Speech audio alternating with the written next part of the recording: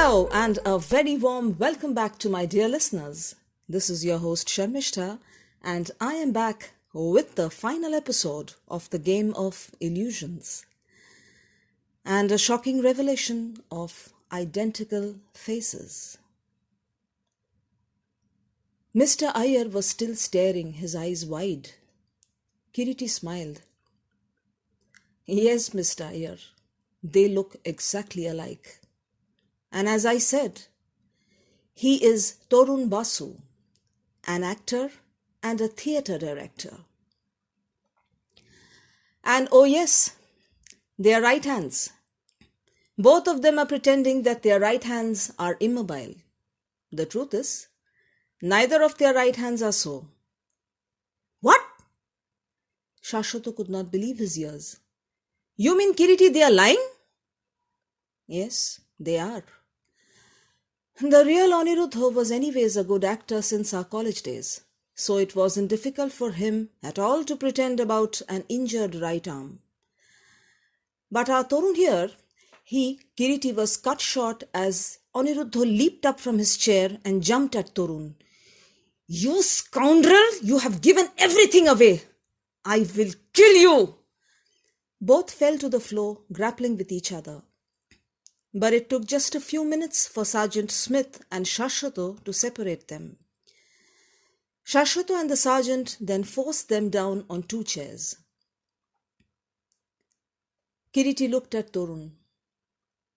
Torun Babu, I do not know whether you are as good an actor as our Aniruddha here, but I must say you did your job pretty well, and you quite succeeded in pulling the wool over everyone's eyes, except mine. Torun Babu, I have a trait of never forgetting faces. Aniruddha was my batchmate. I knew him well. The first time I saw you, I understood you were not the real Aniruddha. And yes, someone else also knew that you were an impostor. Shashwata looked surprised. Who else knew this, Kiriti? Miss Rai. What? She knew that this man is an impostor? Yes, she knew it. And Shashwata, perhaps your next question will be, if she knew it, why didn't she disclose the truth? Yes, Kiriti, I would definitely ask so. I know. And that perhaps is the biggest tragedy in her life. She had no other option but to stay silent. But why, Kiriti? Shashwata, much as I would like to answer this question, it is better that you hear it from her. Go, Shashwata, bring her here. She's waited downstairs long enough already. A few minutes later, Sheila entered the room with Shashwata. Wordlessly, she stared at the 2 identical men before her. Miss Rai, these 2 men, Aniruddha and Torun Basu, you know it all, don't you? Sheila lowered her head. Well then, Miss Rai, please tell us, who was the man who had visited you in the darkness of the night a few weeks ago? Sheila stood silently. Miss Rai, it won't help if you remain silent. Look, and suddenly Sheila crumpled to the floor, unconscious. Mr. Iyer rushed forward with a glass of water and sprinkled a few drops on her face. In a short while, Sheila opened her eyes and Kiriti helped her to a nearby chair. Miss Rai, would you like to go home? Sheila nodded slowly. Sergeant Smith, if you could please drop her home. Sheila stood up and slowly walked out of the room, her head lowered. As soon as she left, Kiriti turned to Aniruddha. You are solely responsible for her present state of mind and condition, Aniruddha. Aniruddha looked at Kiriti in silence. Kiriti continued. You knew very well that you would never marry her, no matter what condition was stated in the will. Then why didn't you tell her so when you two had met in Delhi and known each other for a while? Why didn't you tell her that you will not marry her because you were already a married man? Aniruddha sat up straight. Okay, now we have another story here. I am already married. Wonderful, Kiriti. Now where did you get this fairy tale from? Kiriti pulled out an envelope from his pocket and waved it in front of Aniruddha. Aniruddha, this is a letter from your wife, Ruma, who also happens to be the younger sister of our Torun Basu here. Well, Mr. Basu, am I right? Torun Basu did not answer. Shashwata turned to Kiriti. What's going on here? Kiriti, how do you know so much? From Allahabad, Shashwata. Aniruddha here is a very greedy man. His frauds with the insurance company is proof of that. He met Torun in Allahabad, and luckily for him, that was after he had heard about his uncle's will. And what a master plan he hatched with his lookalike. But then again, as they say, criminals make the direst mistakes. And your mistake, Aniruddha, was coming to Kolkata to speed things up. Your second mistake, to think you would be getting away with all your frauds with the insurance company. The second client, who apparently died in a railway accident. No, you murdered him. Of course not! That man's death was by accident, the rail accident. Really, Aniruddha? That's what you say, but that's not what police evidence says.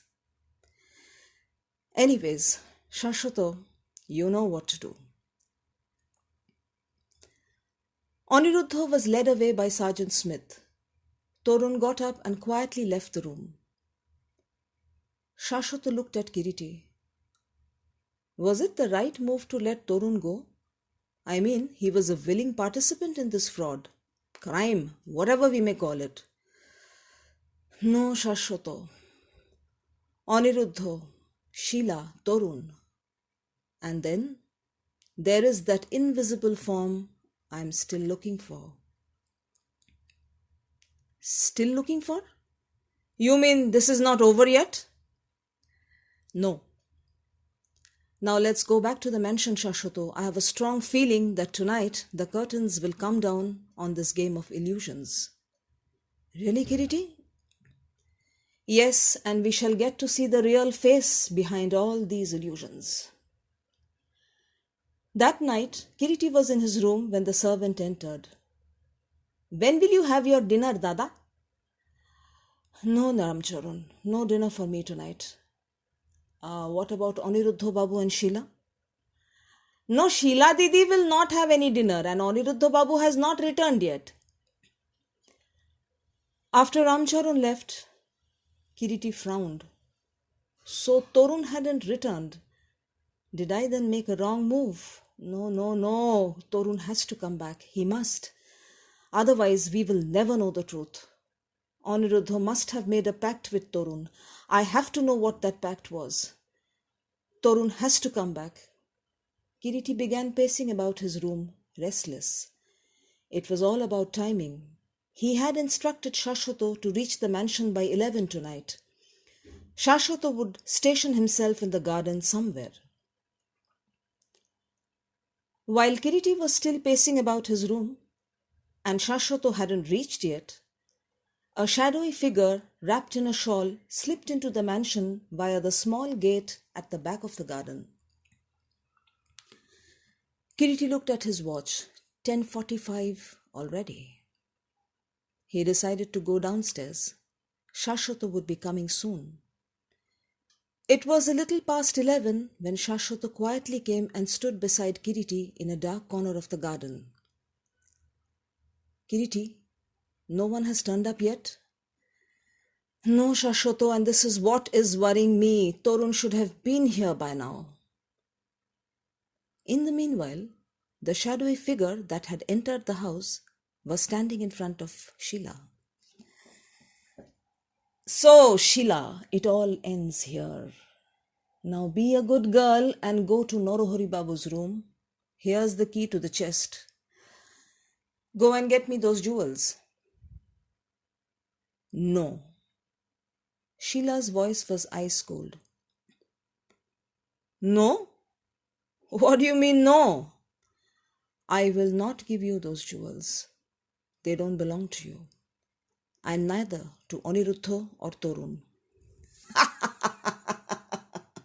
Now you are being silly.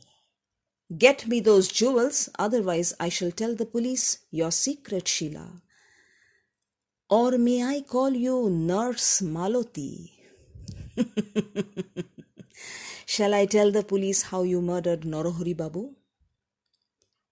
You know very well I did not murder him. You used me. You made me change my name to Maloti. And that night, it was you who switched off the oxygen machine. Well, but no one knows this, Sheila. Everybody thinks it was Nurse Maloti who switched off that machine and ran away from the hospital that night. And it was you who forced me to do that. Norohari Babu was like a father figure to me. And since that day, you have been blackmailing me. Oh, father figure.